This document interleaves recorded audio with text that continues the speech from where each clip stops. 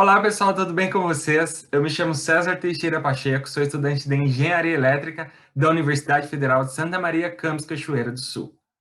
Olá, pessoal. Me chamo Gustavo Lenha de Steffen e também sou estudante de Engenharia Elétrica na Universidade Federal de Santa Maria, no campus de Cachoeira do Sul. O nosso projeto é orientado por nossa professora Ana Luísa Soubia. O mesmo é intitulado Apoio Pedagógico e Aulas Extracurriculares, Ciências Exatas para Discentes do Ensino Fundamental e Médio. Na aula de hoje, pessoal, a gente vai conversar sobre os números primos, que são subconjuntos dos números naturais. A característica principal dos números primos é que eles são aqueles divisíveis apenas por um e por eles mesmos. O estudo dos números primos acabou resultando no teorema fundamental da aritmética, que a gente vai estudar na aula de hoje. E os números primos têm um papel fundamental no campo da criptografia e computação. A criptografia é utilizada para a transmissão segura de dados e informações sigilosas através dos canais de comunicação. Um dos métodos de criptografia mais conhecidos é o RSA, e ele é baseado no fato de que é muito difícil e demorado fatorar números grandes em fatores primos, por isso que eles são empregados. Algumas curiosidades sobre os números primos é que 2 é o único número primo par e que 1 não é primo, pois ele tem apenas um divisor, que é ele mesmo. Antes de falar sobre os números primos, vamos conversar sobre os critérios de divisibilidade, que são regras que permitem verificar se o número inteiro é divisor de um outro número inteiro, baseando-se em algumas propriedades. Então, para ser divisível por 2, o último dígito de um número deve ser par, ou seja, terminar em 0, 2, 4, 6 ou 8. Exemplo: 1258 e 596. Já para ser divisível por 3, a soma dos dígitos de um número deve ser múltiplo de 3. Exemplo: 138. Ao somar seus dígitos, nós temos 1 mais 3 mais 8, que é igual a 12. E 12 é um múltiplo de 3. Logo, 138 é divisível por 3. Já para ser divisível por 4, o número formado pelos dois últimos dígitos deve ser divisível por 4. Exemplo: temos o número 1548. Então, nós temos que ver se os seus dois últimos dígitos, ou seja, 48, são divisíveis por 4. 48 é divisível por 4. Logo, 1548 também é divisível por 4. Para ser divisível por 5, o último dígito de um número deve ser 5 ou 0. Exemplo: 1530 e 590. Já para ser divisível por 6, um número deve ser divisível por 2 e por 3 simultaneamente. Vamos ver o exemplo do número 72. 72 é divisível por 2? Sim. E por 3? Também. Logo, 72 é divisível por 6. Já para ser divisível por 8, o número formado pelos três últimos dígitos deve ser divisível por 8. Olha o nosso exemplo. Nós temos o número 856.800. Logo, nós temos que ver se 800 é divisível por 8. E sim, 800 é divisível por 8. Logo, 856.800 é divisível por 8 também. Para o número ser divisível por 9, a soma dos seus dígitos deve ser múltipla de 9. Vamos ver o exemplo do número 657. Vamos somar seus dígitos. 6 mais 5 mais 7, que é igual a 18. E 18 é um múltiplo de 9. Logo, 657 é divisível por 9. E para ser divisível por 10, o último dígito do número deve ser 0. Exemplo: 560 e 1290. Agora que a gente já viu os critérios de divisibilidade, como a gente faz para saber se o número é primo ou não? Para isso, existe um único passo, que é a listagem dos divisores inteiros de um número. Caso apareça apenas o número 1 e o próprio número, este número é primo. Caso, porém, apareçam números diferentes de 1 e do próprio número, ele não é primo. Então, vamos fazer um exemplo, verificando se os números 5 e 10 são primos. Quais são os divisores do número 5? O 1 e 5. Logo, 5 é um número primo. E quais são os divisores do número 10? Nós temos o número 1, o número 2, o número 5 e o número 10.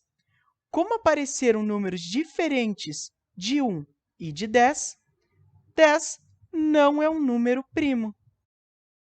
Agora, nós vamos ver o teorema fundamental da aritmética que rege basicamente a teoria da nossa aula de hoje.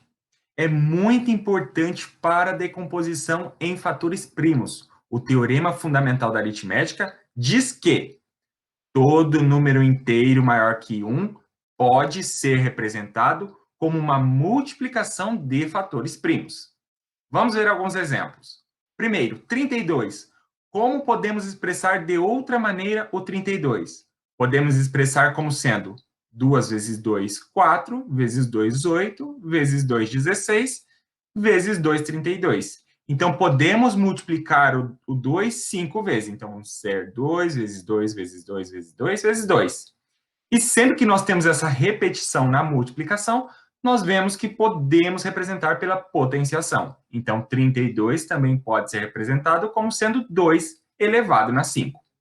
Com 50 é a mesma coisa, pois 5 vezes 5 é 25 e vezes 2 é 50. Então, podemos expressar como sendo 5 ao quadrado vezes 2. Temos também o 28, pois 2 vezes 7 é 14, vezes 2 é 28. Então, podemos expressar o 28 como sendo 7 vezes 2 ao quadrado. Vamos ver agora o processo de decomposição que serve para representarmos números com fatores primos. O processo de decomposição de um número segue algumas etapas bem específicas para não cometermos erros na decomposição. Então, a primeira etapa diz que encontrar os números primos que dividem os números a serem decompostos. Já a segunda etapa diz que realizar sucessivas divisões até que o número se iguale a 1. E para finalizar, a terceira etapa diz que todos os divisores são escritos de maneira linear, e um é multiplicado pelo outro. Vamos ver um exemplo. Decomponha o número 112. Então, vamos traçar uma linha, e de um lado teremos os quocientes, e de outro, os divisores primos. Vamos lembrar agora das regrinhas de divisibilidade que o Gustavo nos trouxe anteriormente. Qual que é o menor número primo que o 112 pode ser dividido? Como ele termina em 2, podemos dividi-lo por 2. Então, 112 dividido por 2 resulta em 56. 56 termina em 6, então ele também pode ser dividido por 2. O 28 termina em 8, então também pode ser dividido por 2. E o 14 termina em 4, então também pode ser dividido por 2. Resultando em 7. Só que 7 não pode ser dividido por 2, nem por 3, nem por 4, nem por 5, nem por 6. Opa, mas por 7 pode, porque ele é um número primo, pois ele pode ser dividido apenas por 1 e por ele mesmo. Então, 7 dividido por 7 resulta em 1. Então, o 112 pode ser representado como sendo 2 vezes 2 vezes 2 vezes 2 vezes 7. Lembrando que quando a gente tem essa repetição, nós podemos utilizar a potenciação. Então, 112 é representado por 2 na 4 vezes 7. Agora, vamos finalizar a aula de hoje com um exemplo bem prático para a gente fixar bem esse conteúdo de números primos. O nosso exemplo vem lá do Colégio Santo Antônio e diz que uma fatoração do número 1.200 é 2 na A vezes 3 na B vezes 5 na C. Qual é o valor de A mais B mais C? Então, vamos ver aquela estrutura que nós pegamos lá da decomposição, onde nós traçamos uma linha, de um lado nós temos os quocientes e de outro nós temos os divisores primos. Agora vamos pegar aquelas regrinhas de divisibilidade. Qual é o menor número primo que o 1.200 pode ser dividido? Lembro sempre, é muito importante sempre pegar o menor número primo. Então, como o 1.200 termina em zero, podemos dividi-lo por 2. Então, 1.200 dividido por 2 resulta em 600, que também termina em zero. Vamos dividi-lo por 2 também, que resulta em 300, que dividimos por 2 resulta em 150, que dividimos por 2 resulta em 75. Opa, 75 termina em 5, mas ele pode ser dividido por 3, que também é um número primo. Então, 75 dividido por 3 é 25, e 25 termina em 5. Como termina em 5, vamos utilizar o número primo 5. Então, 25 dividido por 5 resulta em 5, e 5 só é dividido por 1 ou por ele mesmo. Então, 5 dividido por 5 resulta em 1. Então, nós temos que 1.200 pode ser expresso por 2 na 4, vezes 3 na 1, vezes 5 na 2. Sempre muito importante neste exemplo utilizarmos a potenciação.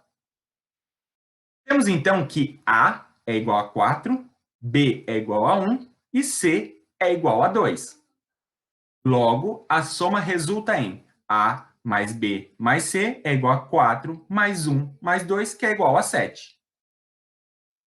Bom, pessoal, então essa foi a nossa aula de números primos. Eu espero muito que vocês tenham gostado e eu aguardo vocês na nossa próxima aula de MMC e MDC, mínimo múltiplo comum e máximo divisor comum.